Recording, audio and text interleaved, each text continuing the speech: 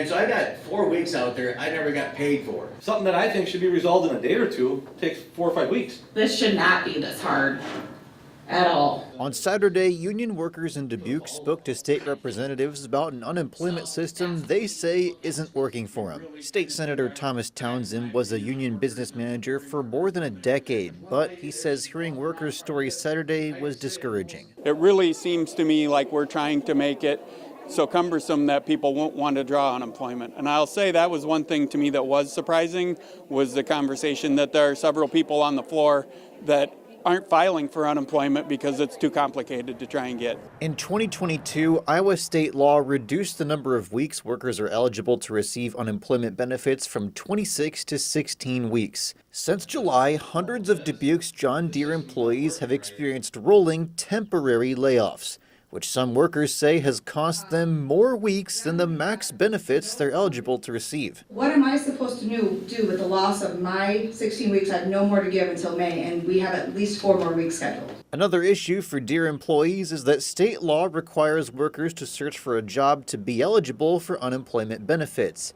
even though they plan to return to John Deere after the temporary layoffs are over. So for me to have to go into another company and say, hey, I'm laid off from this company that I thought was going to be my career company, but it's only temporary, it almost is embarrassing because it's also on the fact knowing that I don't really want this job. With several hurdles in the way for employees needing unemployment insurance benefits and Iowa having less weeks of benefits than its neighbors, some lawmakers fear workers will get pushed out. When I'd talk to them about coming back to work in Dubuque, they would tell me, Tom, not only am I making more money, but if I get laid off, I get more unemployment for longer.